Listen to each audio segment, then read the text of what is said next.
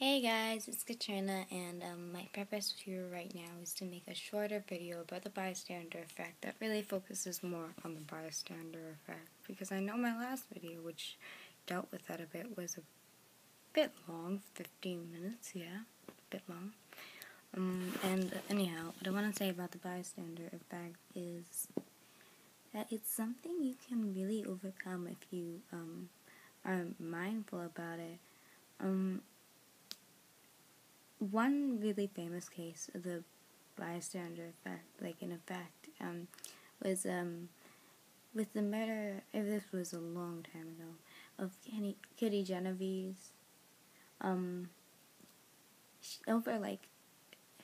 tons of people, like a whole apartment full of people, practically saw her getting murdered and heard the screams, and no one did anything about it.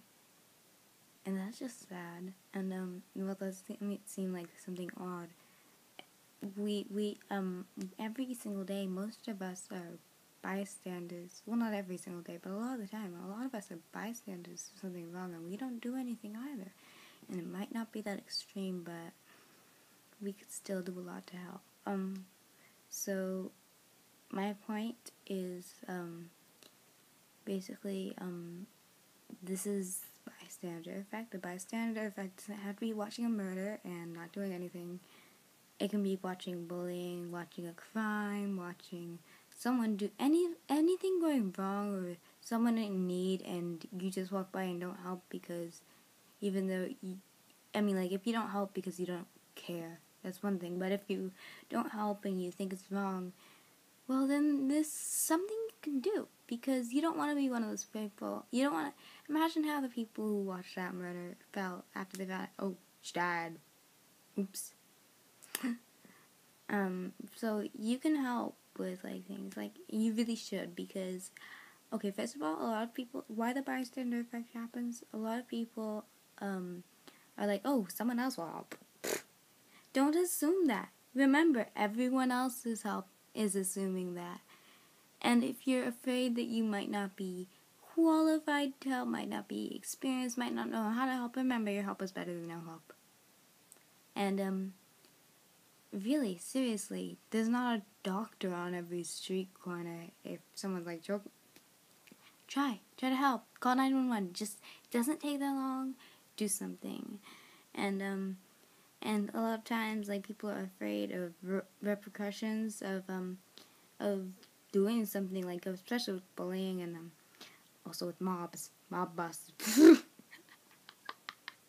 sorry, don't know why I did that. But really, the consequences of not telling are a lot bigger than the consequences of telling, because after all, if you don't tell, things like this are going to keep on happening, and it might start happening to you. And that's bad. I mean, maybe it will be a little unpleasant if you tell. Really? Probably not. But you also feel kind of good about it. Promise. And then, something else is, you think you're in a hurry. Well, you are in a hurry. Or you just don't want to bother. Well, let me tell you something. If someone needs help and you're in a hurry, unless you're going to, I don't know, a hospital, chances are, if someone's in trouble, what you're doing, I'm not saying this is always true, but what you're doing can probably wait. Just saying. If it's really serious. And,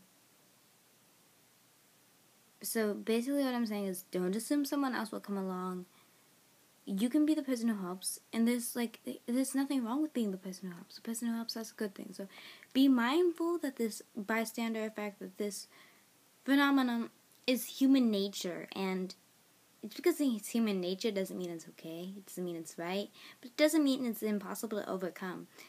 And if you see something happening and you don't believe it's right, or it's good, you don't believe it's good, you can do something. You can do something. You can overcome this instinct to just move on with your life, and you can help. You can make a change for someone. That's all. Bye.